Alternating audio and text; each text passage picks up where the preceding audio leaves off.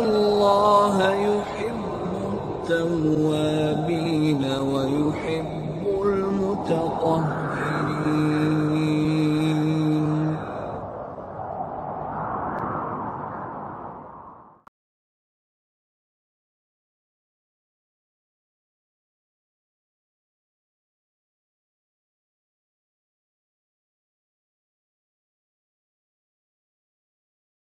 Kebanyakan murid melihat channel, ya, dipilih-pilihnya. Begitu berjumpa dengan guru, dia tanya, "Guru, apa yang dimaksud raib?" Nah, guru kan tahu kedudukan si murid ini kan. Nah, makanya si guru menjelaskan mengikut prinsip kaedah kepahaman si murid. Ketika satu tingkatan lagi, murid yang lain bertanya, guru tidak sama menjelaskan kepada murid yang pertama dengan murid yang kedua. Itu tidak sama. Contoh, masalah usia, umur. Aku tidak sama menjelaskan murid yang usianya 30 dengan murid yang usianya 50. Karena kepahamannya berbeda, prinsip otaknya berbeda, prinsip pemikirannya berbeda, prinsip kepahamannya berbeda. Usia 30 dengan usia 50, samakah tingkat kepahamannya? Ya jelas tidak sama. Masa guru menjelaskan kepada murid yang satu usia 30, murid yang satu yang kedua usianya 50, masa sama dijelaskan? Ah, itu guru bodoh. Apalagi murid yang pertama bertanya di syariat, murid yang kedua bertanya di hakikat. Samakah? Tentu berbeda. Si guru harus paham kedudukan si murid yang satu, kedudukan si murid yang kedua. Si guru harus paham dia bertanya di syariat, yang satu bertanya di hakikat, yang satu bertanya di makrifat, yang satu bertanya di kalam, musyahadah, ghaib, dan innalillah. Ini semua ilmunya guru harus makan semua. Kalau enggak, kau enggak bisa jadi guru. Jangan coba-coba kau jadi guru kalau kau tidak menguasai 9 bab ilmu ini. Fatal kau nanti. Apa jadinya kalau si murid bertanya di hakikat, ada murid yang bertanya di syariat. Masa mau kau samakan itu? Contoh, di syariat tiada Tuhan selain Allah. Di hakikat, tidak begitu lagi. Syariat bunyinya tiada Tuhan selain Allah. Di hakikat, tiada yang ada hanya Allah. Di makrifat, hanya aku saja yang ada. Kan berbeda. Nah, di hakikat pasti menimbulkan pertanyaan. Di syariat, dia tidak bertanya lagi. Apa makna syahadat itu? Apa makna la ilaha illallah itu? Tiada Tuhan selain Allah. Dia sudah tidak bertanya lagi. Karena yang ditanyanya itu translate daripada bahasa. Murid yang paham hakikat, dia tidak berhenti di situ. Dia tidak berhenti. Maka akan dijelaskan. Sesungguhnya dirimu itu adalah Adam yang tiada nyata. Nyatanya Adam itu karena nyatanya diri batiniah kepada diri zahir. Nyatanya diri zahir kenyataan daripada diri rahasia. Diri rahasia itu tidak nyata. Diri rahasia itu tidak wujud. Diri rahasia itu tidak nampak. Dia tidak ada rupanya. Maka nyatanya diri rahasia itu kepada diri batin. Diri batin juga hakikat daripada diri. Diri batin juga tidak akan pernah nyata kalau bukan nyatanya di tubuh jasad jasmani. Ini kalau di syariat tidak akan paham dia. Masa mau kau jelaskan sama yang kedudukan syariat? Begitulah seorang guru yang banyak memegang prinsip. Prinsip bisa dirubah. Yang tidak boleh dirubah itu hukum. Contoh, darah itu haram. Sampai kemanapun kau, darah itu tetap haram. Kau cuci pun, kau masak pun, kau bersihkan pun, bercampur dengan air pun, setetes pun dia, banyak pun dia, tercuci pun dia tetap haram. Itu prinsip hukum. Nggak bisa kau rubah itu. Nah, di syariat, darah yang sudah tercuci, halal. Di syariat, darah yang sudah tercampur air, halal. Di syariat, darah yang di dalam daging, yang tidak keluar dari daging itu, halal. Di bab kesucian tidak bisa, tidak boleh. Tidak ada kecuali. Mau darah ayam, mau darah ikan, mau darah lembu, mau darah kalau dia berbunyi darah, haram. Tidak ada kecualinya. Kalau prinsip bab kesuci, kalau di bab syariat boleh. Cuma darah babi aja yang haram. Darah ayam, darah ikan, darah lembu, darah kambing boleh kan?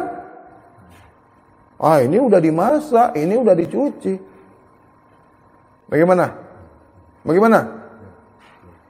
Karena kepahaman, tidak boleh kita paksakan kaum awam, tidak boleh kita paksakan kaum syariat dengan paham bab kesucian. Tidak boleh kita paksakan paham syariat ini, kita masukkan paham hakikat. Tidak boleh. Makanya orang yang belajar hakikat tidak pernah belajar syariat, ini pasti kacau balau. Ini pasti bercelaru, karena dia tidak mengerti syariat. Pasti gaduh. Duduk di warung kopi. Duduk bersama kawan-kawannya. Dia tidak paham teman bicaranya, kawan bicaranya ini. Kaum awam. Dibukanya bab hakikat. Bodoh nak? Karena dia tidak paham, tidak mengerti, dia tidak boleh membaca situasi, dia tidak boleh membaca, dia tidak mengerti yang diajaknya bicara ini, yang dibawanya untuk berbicara ini bukanlah dari kaumnya sendiri. Dia tidak mengerti. Orang baru dapat motor bagaimana? Orang baru dapat motor bagaimana? Dia saja yang tahu bawa motor kan? Motor orang lain semua salah. Apalagi kau masuk kan di bab awam. Masa kau buka kajian hakikat di depan orang syariat? Bodoh kau itu. Apalagi kajian syariat, hukum syariat, kaidah syariat kau bawa masuk di bab hakikat. Iya diketawain kau. Nggak didengar kau itu ngomong. Kenapa aku tidak berseteru dengan kaum syariat? Kenapa aku tidak gaduh sama orang syariat? Kenapa? Aku tidak pernah membuka kajian syariat, kajian hakikat di depan orang syariat. Aku tidak pernah membawa bab kesucian ini di kaum awam. Mana mau dia terima? Masa kau bilang darah itu haram? Mana mau dia? Nggak percaya dia itu. Karena dia tiap hari makan darah. Bagaimana aku katakan dia tiap hari makan darah? Dia makan daging. Kalau kau makan daging, kau pasti makan darah. Nggak bisa kau elakkan itu. Karena darah itu di dalam daging. Mau kau larang orang syariat makan daging? Halal. Kenapa orang bab kesucian tidak mau makan daging? Karena di dalam daging itu ada tidak bisa dipisahkan daging dengan darah. Apabila darah dipisahkan dengan daging, daging itu tidak ada rasanya. Coba kau pisahkan dagingnya sama darah. Kalau enak kau makan lagi. Enaknya daging itu, terasanya daging itu karena ada darah di dalam daging itu. Contoh, daging ayam. Karena ada darah di dalam daging ayam itu, makanya dia berasa daging. Kalau darah di dalam daging itu sudah hilang, sudah kau pisahkan, jujur kau nggak akan mau makannya lagi. Karena kau nggak jujur, bodoh, bahlul, kau salah-salahkan orang. Coba kau buktikan dulu. Tes dulu. Keluarkan darah di dalam daging itu. Bagaimana cara mengeluarkan darah di dalam daging? Blender. Tahu blender? Tahu blend? Ambil daging, masukkan di blender. Sudah, campur air, kasih air panas, buang, ditapis, disaring. Masukkan lagi dalam blender, kasih air panas, blend. Tapis lagi, kau buang airnya.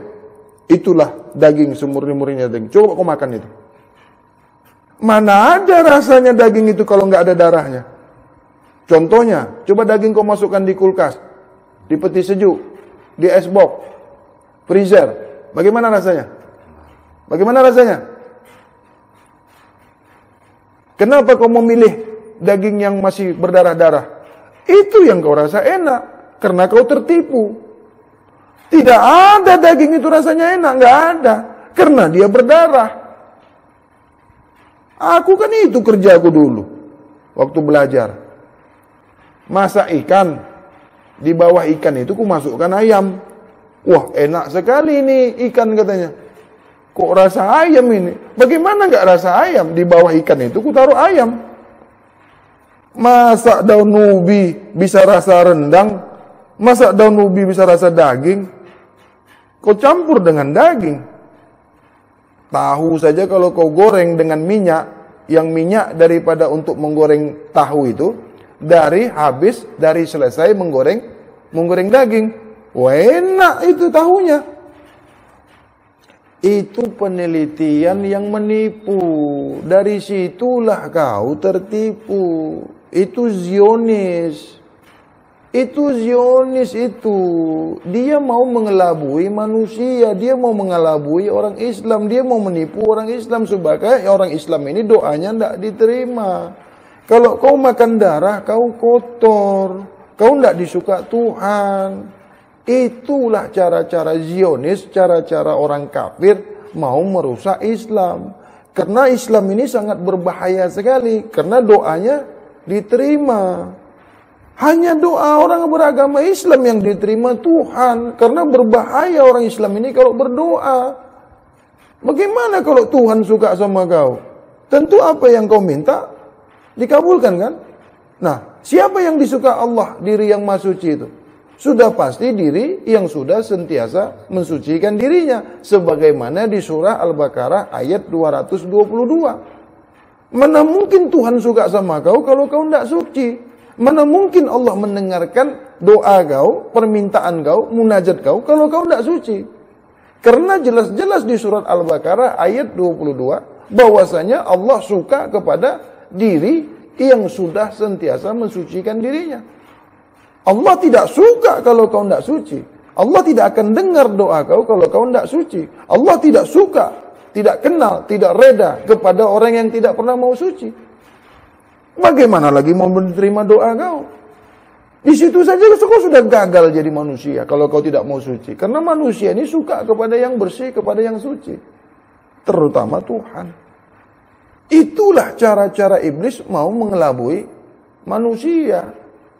Dibuatnya satu statement, wah itu bukan darah, itu bukan darah. Daging itu tidak ada yang berwarna merah. Merahnya daging itu karena darah yang ada di dalam daging, kecuali zat pewarna. Daging yang sudah tidak bagus, itu dikasih zat perwarna. Maka dikelabuilah manusia ini, dikatakan apa? Wah itu bukan darah, supaya kau makan itu. Itu penipuan. Coba kau keluarkan darah di dalam daging itu, coba tes. Uji yang kusampaikan sama kau ini. Kau tidak akan mau makan daging itu kalau darahnya itu sudah kau keluarkan. Coba blender daging itu. Keluarkan darahnya sehabis-habisnya.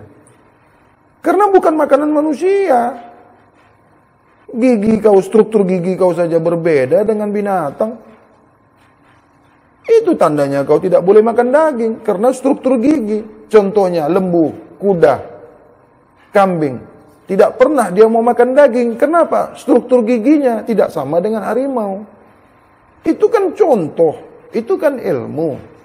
Yang keduanya, zat asam lambung manusia tidak sama dengan asam lambung harimau. Tidak sama dengan asam lambung anjing. Berbeda. Usus kita ini tidak bisa mencerna daging. Usus kita tidak mampu mencerna daging. Tidak akan mampu. Yang ketiganya, usus kita ini lebih panjang daripada tubuh kita sendiri. Jasad kita ini usus kita lebih panjang daripada tinggi badan kita. Jadi susah. Naik turun kan berat. Tertipulah manusia yang mengatakan bahwasanya kalau tidak makan daging, tidak ada tenaga. Kuda tidak pernah makan daging, kuatnya begitu. Menghitung mesin, menghitung engine itu pakainya tenaga kuda. Kenapa nggak pakai tenaga gajah? Kenapa nggak pakai tenaga harimau? Di seluruh dunia menghitung satuan kuat pasti horsepower. tidak pernah pakai nama binatang yang lain. Itu menandakan kuda paling kuat. Apa saja, termasuk engine pesawat, termasuk engine kapal. Pasti satuan kuatnya itu dihitung dengan tenaga kuda. Tidak pernah kuda makan daging. Itulah tertipunya manusia. Ketika kau memilih pakaianmu, kau tidak digoda setan, kau tidak digoda iblis. Ketika kau memilih makananmu, maka disitulah tipu daya setan itu datang kepadamu. Kalau kau memelihara kendaraanmu, memelihara pakaianmu, setan tidak pernah mengganggu kamu. Ketika kau mau mensucikan tubuh jasadmu, maka kau digodanya habis-habisan. Karena dia tidak bisa lagi masuk ke tubuhmu. Dia takut hancur dia apabila kau suci. Binasa setan itu, iblis itu apabila kau sudah sentiasa suci. Itu makanya setan tidak pernah mau suka apabila kau suci, bersih. Tidak mau dia. Memilih pakaian bersih, pintar kau. Memilih pakaian bersih, kau bijak. Tapi memilih makanan yang bersih, kau bodoh. Disitulah kau terindikasi. Disitulah kau sudah terinfeksi iblis. Kau sudah dirasuki setan. Berapa banyak orang mengaku pintar, berapa banyak orang mengaku pandai, tapi bodoh memilih makan. Bagaimana kau mengatakan kau pintar? Bagaimana kau mengatakan kau berilmu? Semuanya kau makan. Kan bodoh kau itu. Jelas-jelas di Al-Quran surah Abasa ayat 24. Sesiapa mengaku dirinya manusia, maka hendaklah manusia itu sentiasa memperhati. Ini kan harus dikaji ayat ini. Ini kan harus dikaji surat ini. Bukan hanya untuk kau baca saja, bukan hanya untuk kau ulang-ulang saja, bukan hanya untuk kau hafal-hafal saja. Alangkah bodohnya kau seorang manusia, mengaku seorang pandai, mengaku seorang pintar. Kalau Al-Quran itu hanya kau baca saja. Apa yang dimaksud dengan memperhati itu? Cuma kau tengok-tengok saja makanan kau. Bodoh kau. Maksud memperhati itu mempelajari, mengkaji, memilih, mengingat. Mana makanan yang boleh kau makan, mana yang makanan yang tidak boleh kau makan. Mana makanan yang boleh merusak otakmu, merusak jasadmu, merusak ususmu, merusak jantungmu, merusak ginjalmu. Mana yang boleh memperbaiki organ tubuhmu itu. Itulah manusia. Apabila kau gagal memilih makananmu, kau bukan manusia. Kau binatang yang nyata, kau setan yang nyata. Tak pandai kau memilih makanan sebagaimana binatang yang tak pandai memilih makanannya. Jelas di sini kau gagal. Jadi manusia, bentuk kau saja bentuk manusia. Macam aku dulu. Aku dulu kan gagal jadi manusia. Kenapa? Semuanya aku makan. Makanya kau kalau dulu dekat-dekat aku, awas kau hati-hati, jangan merangkak kau. Kumakan kau itu. Ya. Banyak yang mengandung zat babi, lemak babi. Rokok itu tidak makanan. Rokok bukan makanan. Ya manalah mungkin aku menidakkan. Orang ada tulisannya, ada bacaannya, ada beritanya. Tentu kuiyakan. Itu penelitian orang awam. Dia lebih memilih menghilangkan rokok daripada menghilangkan darah. Itu hanya propaganda untuk menyaingi darah. Itu propaganda. Masa lebih kau pilih rokok haram daripada darah haram? Kan bodoh kau itu. Bagaimana pemikiran kau? Darah babi haram, darah lembu boleh halal pula. Mana lebih berbahaya rokok dengan darah? Rokok tidak masuk ke perut kau. Rokok tidak diolah perut kau, rokok tidak diolah usus kau. Darah ini masuk ke tubuhmu, diproses. Rokok tidak pernah diproses, jatuh hukum dalam Al-Quran. Rokok tidak pernah. Rokok ini haram fatwa ulama. Tapi ulama banyak yang memakan darah. Haramnya rokok itu kan fatwa, bukan Al-Quran. Tapi kalau darah haram, itu Al-Quran yang berbicara. Mana kau pilih fatwa ulama daripada Al-Quran? Bodoh sekali kau ulama mengikuti fatwa ulama daripada mengikuti Al-Quran. Ada diceritakan di Al-Quran itu masalah rokok. Itu kan fatwa. Lebih berbahaya kau makan darah setetes daripada kau menghisap rokok. Jelas jelas, itu di proses ususmu. Banyak sekali di Al-Quran itu masalah makanan. Celakalah kau, rusaklah kau, binasalah kau apabila kau makan makanan yang buruk. Rokok bukan kategori makan. Tidak di proses usus, tidak masuk ke lambung kau. Adapun hukum rokok ini makruh. Makruh hukumnya apa? Tidak disuka Allah. Tapi kan tidak haram. Dirubah menjadi haram. Fatwa ulama. Itu pun harus kita hargai, harus kita ikuti. Namanya kita bermasyarakat, ya sudah ditetapkan ulama, sudah ditetapkan satu negara, ya harus kita ikuti. Tapi mau kau tinggalkan ini Al-Quran ini, yang jelas-jelas darah itu dikatakan haram, tidak ada kecualinya. Mereka mengatakan darah itu boleh dimakan. Masuk pula lagi hadis, katanya Nabi makan daging, Nabi makan kambing.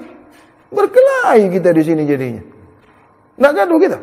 Ada lagi hadis, jangan kau jadikan perutmu kuburan bangkai hewan. Bertentangan hadis yang makan kambing dengan hadis yang jangan kau jadikan perutmu kuburan bangkai binatang. Gaduh kan? Maka kita lari lagi kepada Al-Quran. Maksudnya bukan lari, kita masuk, kita ambil Al-Quran. Dalil yang kuat. Hadis itu tidak bisa dipertanggungjawabkan. Hadis tidak bisa dipertanggungjawabkan. Bisa kau minta pertanggungjawaban hadis? Bisa? Sudah pasti benar itu hadis? Ada pula lagi yang mengatakan, wah, ini anti hadis ini, anti hadis. Kepala otak kau itu yang anti hadis. Kau anti Al-Quran. Kalau kau katakan aku anti hadis, kau anti Al-Quran. Mana lebih berbahaya? Mana yang harus kau ikuti? Mana yang harus kau yakini? Al-Quran atau hadis? Hadis itu siapa yang buat? Manusia kan? Al-Quran sudah pasti benar. Tidak ada keraguan di dalamnya. Ini boleh kau katakan prinsip. Ada lagi yang mengatakan, lalu bagaimana ini? Tidak bisa dikaji Al-Quran kalau nggak ada hadis. Kau yang bodoh. Otak kau itu tidak mampu mengkaji Al-Quran. Mengkaji Al-Quran itu bukan melalui hadis. Ilmu Al-Quran lah. Lakukan apapun. Allah suka kepada kau. Jangan kau lakukan apapun itu apabila Tuhan tidak suka kepada kau. Lakukan apapun Allah reda kepada kau. Allah kenal kepada kau. Allah suka kepada kau. Jangan kau lakukan apapun itu apabila kau syirik, kau terkena syirik, kau kafir zindik, kau munafik. Allah tidak suka kepada kau. Allah tidak reda kepada kau. Allah tidak kenal kepada kau. Jangan lakukan apapun itu. Lakukan apapun itu apabila yang kau lakukan itu membuat sehingga Allah suka kepada kau, kenal kepada kau, reda kepada kau. Ini kata-kata daripada orang sufi. Jangan coba-coba, jangan sekali-sekali kau melakukan apapun itu apabila yang kau lakukan itu sehingga Allah tidak suka kepada kau, tidak reda kepada kau, tidak kenal kepada kau. Ingat itu. Kalau orang syariat, bagaimana orang syariat? Dia beramal tidak berilmu, berilmu tidak beramal. Asyik cari pahala, pahala, pahala, pahala. Amal, amal, amal, amal. Boleh kau beramal kalau tidak dihidupkan? Boleh? Yang menghidupkan kau siapa? Yang menggerakkan kau siapa? Yang boleh kau jadi bicara, yang boleh kau menjadi mendengar, yang boleh kau menjadi melihat, siapa? Amal dari mana kau? Kau saja digerakkan, kau saja diperlihatkan, kau saja dihidupkan, kau saja dinyatakan, kau saja diwujudkan. Apa-apa yang kau buat itu dibuat. Apa-apa yang kau kerjakan itu sudah ditetapkan. Mana amal ibadah kau?